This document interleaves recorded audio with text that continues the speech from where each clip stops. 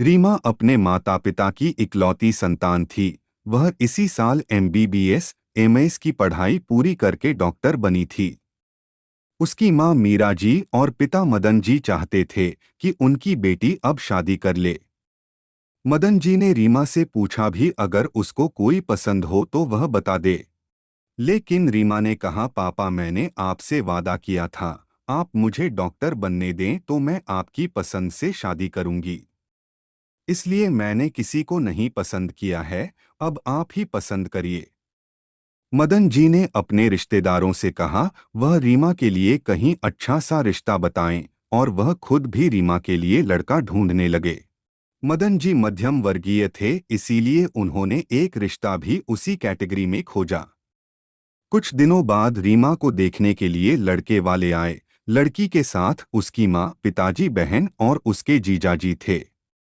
समीर अपने माता पिता का इकलौता बेटा था। उसके घर वाले उसको डॉक्टर बनाए थे, इसीलिए वह चाहते थे हमको अच्छा खासा दहेज मिले। समीर भी एक डॉक्टर था, वह भी दहेज का लालच था।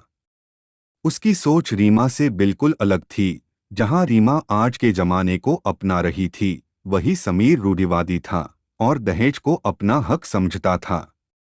दोनों परिवारों से कुछ औपचारिक बातें हुई और समीर रीमा को एक कमरे में बात करने के लिए भेज दिया गया। समीर और रीमा ने एक दूसरे से बातें करने लगे। रीमा ने कहा देखिए मैं भी डॉक्टर हूं और आप भी। जितना आपके घर वालों ने आपकी पढ़ाई लिखाई का खर्चा किया है, उतना ही मेरे घर वालों ने। फिर दहेज की तो कोई बात ही नहीं होनी चाहिए।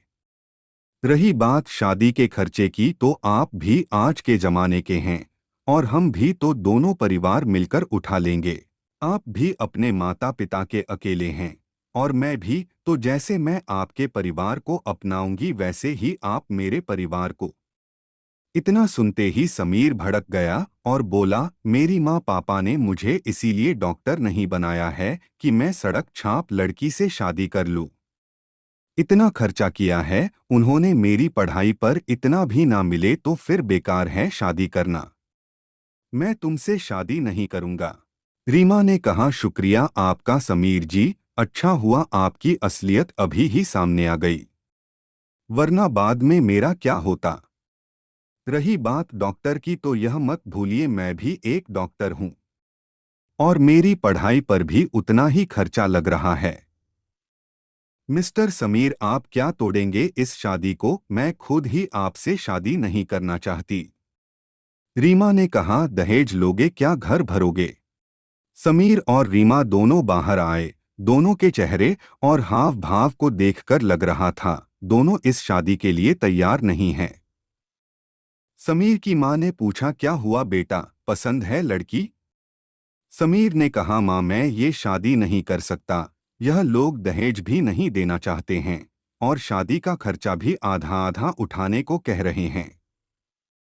अनिल समीर के पिता जी ने मदन जी से कहा भाई साहब मैं यह शादी नहीं कर सकता। मैंने अपने बेटे को पढ़ाया लिखाया डॉक्टर बनाया, किसी अमीर घर में शादी कर लूंगा। मेरे बेटे के लिए लड़कियों की कमी नहीं है। मदन जी समझ चुके थे रीमा ने समीर से क्या कहा। लड़के वाले जा चुके थे। रीमा भी अपने मन की बात कहकर खुश थी। वहीं पर मदन जी अपनी परवरिश पर फूले नहीं समा रहे थे। आज मैं अपनी बेटी पर गर्व हो रहा था, अपनी बेटी के फैसले पर गर्व हो रहा था। कुछ ही दिनों बाद रीमा की शादी उसके साथी डॉक्टर जतिन से धूमधाम से हुई। जतिन भी इकलौता बेटा था। उसने रीमा की सभी शर्तें मानी और साथ में रीमा से वादा भी लिया कि तुम जैसे अपने परिवार का ध्यान रखती हो वैसे ही मेरे परिवार का ध्यान रखोगी। जितना इज्जत अपने माँ पापा को देती हो उतना ही मेरे परिवार को दोगी। इसने भी अपनी सहमति जता दी थी। जतिन के माँ पापा फूले नहीं समा रहे थे चांद जैसी बहू के रूप में बेटी पाकर। और वहीं पर मदन जी और मीरा जी भी प्रफुल्लित हो रहे थे हीरे जैसा दामाद के रूप में बेटा पाकर। दोस्तों हमारे समाज में दहेज प्रथा एक कानूनन अपराध है, फिर भी लोग दहेज लेने से नहीं चूकते हैं। दहेज पर अपना हक समझते हैं। कुछ जगहों पर तो इसका विरोध हुआ तो बंद हो गया, लेकिन जगहों पर अभी भी है। मेरा मानना है यह प्रथा बंद होनी चाहिए हर जगह पर।